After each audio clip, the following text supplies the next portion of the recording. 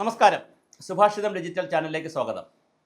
ഈ ചാനൽ കാണുക, സബ്സ്ക്രൈബ് ചെയ്യുക. നമുക്ക് ആവശ്യമായ എല്ലാ സാമ്പത്തികവും ഉൾപ്പെടെയുള്ള സകല സഹായ സഹകരണങ്ങൾ നൽകുക. ചാനലിനെ നിങ്ങൾ നിലനിർത്തുക. ഇത് സബ്സ്ക്രിപ്ഷൻ കൂടിയാൽ മാത്രമേ ചാനൽ നിലനിർത്തി കൊണ്ടുപോകാൻ കഴിയുള്ളൂ. അപ്പോൾ സ്വാഭാവികമായിട്ട് എല്ലാവരും ഇത് സബ്സ്ക്രൈബ് ചെയ്യുക, സുഹൃത്തുക്കളുടെ സബ്സ്ക്രിപ്ഷൻ അയച്ചു കൊടുക്കുക. അങ്ങനെ ഞങ്ങൾക്ക് ഇതിനകത്ത് മെമ്പർഷിപ്പ് എടുക്കുക. പല രൂപത്തിൽ നിങ്ങൾക്ക് ഞങ്ങളെ സഹായിക്കാൻ പറ്റും. രാഷ്ട്രീയ രംഗത്തെ ഒരു പുതിയ വിഷയമാണ് നമ്മളിപ്പോൾ ചർച്ച ചെയ്യുന്നത്. വി ഡി സതീശൻ കുറച്ച് ദിവസമായി പ്രതിരോധത്തിലാണ്. പ്രതിരോധം എന്ന് പറഞ്ഞാൽ അദ്ദേഹം വേറെ പ്രതിരോധമൊന്നുമില്ല. UDF അധികാരത്തിൽ വരും, 100 സീറ്റ് പിടിച്ച് അധികാരത്തിൽ വരാം എന്നുള്ളൊരു പ്രഖ്യാപനം നടത്തിയതിന് ശേഷം അദ്ദേഹത്തിന് വലിയ പ്രതിരോധം വന്നിട്ടുണ്ട്. ഒന്ന്, NSSൻ്റെ നിലപാടിൽ വലിയ മാറ്റം വന്നു. NSS സമദൂരം വിട്ട് ശരിദൂരത്തിലേക്ക് പോകുന്നു എന്നൊരു കാഴ്ചപ്പാട് വന്നു. വീണ്ടും NSS പിറകോട്ട് പിടിച്ചിട്ടുണ്ട്, സമദൂരത്തിലേക്ക് മാറും എന്ന് പറയുന്നു.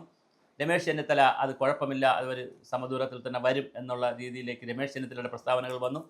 അപ്പോഴും വി ഡി സതീശൻ്റെ ഒരു പ്രശ്നം, അദ്ദേഹം കുറച്ചൊരു ആദർശാത്മക രാഷ്ട്രീയം എന്നൊക്കെ പറയുന്നത് കൊണ്ട് അദ്ദേഹത്തിന് ഈ സാമുദായിക സംഘടനകളുമായി ഡയറക്റ്റായിട്ട് പോയൊരു ഡയലോഗ് നടത്തി രാഷ്ട്രീയത്തിലേക്ക് വരുന്നതിൽ താല്പര്യമില്ല. അതേസമയം SNDPയും NSSും ഒക്കെ സമയം ഇപ്പോൾ കർണാടകൻ്റെ കാലത്താണെങ്കിൽ ഏത് പരാതിക്കാരെയും വിളിച്ചിരുത്തി ചർച്ച ചെയ്ത് അവരുടെ പ്രശ്നങ്ങൾ എന്താണെന്ന് ചോദിച്ച് അവർക്ക് എന്തെങ്കിലും ചെയ്തു കൊടുക്കാൻ പറ്റുമെങ്കിൽ ചെയ്തു കൊടുക്കാമെന്ന് വാഗ്ദാനം കൊടുക്കുകയും പറ്റുന്ന കാര്യങ്ങൾ ചെയ്തു കൊടുക്കുകയും ചെയ്യും.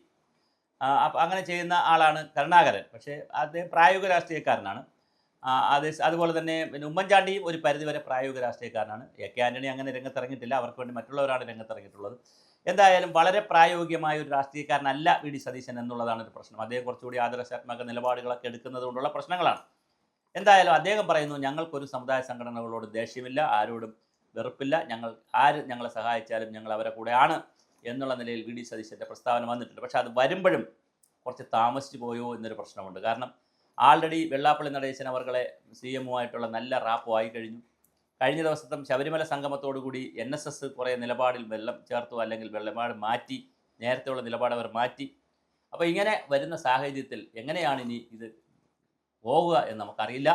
എന്തായാലും കാത്തിരുന്ന് കാണാം. NSSൻ്റെ സമദൂരം മാറി ശരിദൂരമായി, വീണ്ടും അവർ സമദൂരത്തിലേക്ക് പോയി. വി ഡി സതീശനെ സംബന്ധിച്ചിടത്തോളം അദ്ദേഹം കേരള രാഷ്ട്രീയത്തിൽ മുഖ്യമന്ത്രി ആകാം എന്ന് ധരിച്ച് തന്നെ, ഒരു രമേശ് ചെന്നിത്തലയുടെ ഒരു ഇതില്ലെങ്കിൽ, ഒരു തടസ്സമില്ലെങ്കിൽ തീർച്ചയായിട്ടും മുഖ്യമന്ത്രി ആകാനുള്ള എല്ലാ സാധ്യതയുമുള്ള 100 സീറ്റിൽ അധികാരത്തിൽ വരുമെന്ന് പറഞ്ഞ് അതിനാവശ്യമായ പ്രവർത്തനങ്ങളുമായി മുന്നോട്ട് പോയപ്പോഴാണ് രാഹുൽ മാങ്കൂട്ടത്തിൻ്റെ വിഷയം വന്നു. അതൊരു ചെറിയ പ്രതിരോധം കോൺഗ്രസിന് വേണ്ടി വന്നു. അതെന്നാൽ അതിൽ നിന്ന് ഊരി വരുമ്പോഴാണ് സമുദായ സംഘടനകളുടെ വലിയ പ്രതിരോധമാണ് വരുന്നത്.